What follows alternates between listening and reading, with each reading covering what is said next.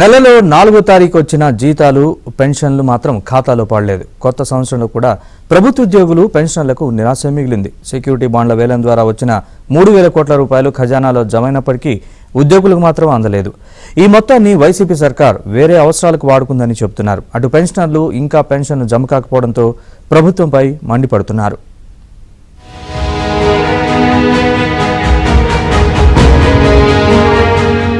AP ప్రభుత్వ ఆర్థిక పరిస్థితి ఆందోళనకరంగా మారింది. ఉద్యోగులకు వేతనాలు, పెన్షనర్లకు పెన్షన్లు, రోజువారీ ఖర్చులకు కూడా నిధులు లేక అల్లాడుతున్నారు. నూతన సంవత్సరంలో 4వ రోజు కూడా ఉద్యోగులకు జీతాలు, పెన్షన్లు అందకపోవడంతో తీవ్ర అసంతృప్తి ప్రారంభమైంది. ఏపీలో పెన్షనర్లు, ఉద్యోగులకు 5,500 కోట్ల రూపాయలు అవసరమవుతాయి. నేటి వరకు కేవలం 1,000 కోట్ల రూపాయలు మాత్రమే రోజువారీ వచ్చే ఆదాయాన్ని జీతాలు, పెన్షన్లకు సర్దుబాటు చేశారు. మరో 4,500 కోట్ల రూపాయలు ఇంకా ఇవ్వాల్సి ఉంది. ఇందులో శాఖాధిపతుల కార్యాలయాలు, జిల్లాల్లో ఉండే వివిధ శాఖల ఉద్యోగులకు వేతనాలు అందలేదు. ఇక పెన్షనర్ల పరిస్థితి మరింత అగమ్య గోచరంగా మారింది. వృద్ధాప్యంలో ఆరోగ్య అవసరాలు, ఇతర ఖర్చుల కోసం పెన్షనర్లు తమకు పెన్షన్లు ఇవ్వాలని కోరుతున్నారు. ఈ వయసులో పిల్లల దగ్గర అడిగి ఎలా తీసుకుంటామని ఆత్మాభిమానం అడ్డొస్తుందని అంటున్నారు.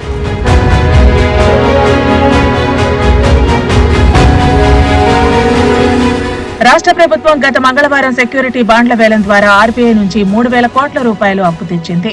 ఈ మొత్తాన్ని రిజర్వ్ బ్యాంకు తమ వద్ద ఉన్న ఓడి వేవ్స్ అండ్ మీన్స్ కింద జమ చేసుకుంది. దీంతో రాష్ట్రంలో ఖజానాలో చిల్లి గవ్వ కూడా లేదు. గడిచిన 9 నెలల్లో రాష్ట్ర ప్రభుత్వం కేవలం సెక్యూరిటీ బాండ్ల వేలం ద్వారా 73,450 కోట్ల రూపాయలు అప్పు తీసుకొచ్చింది.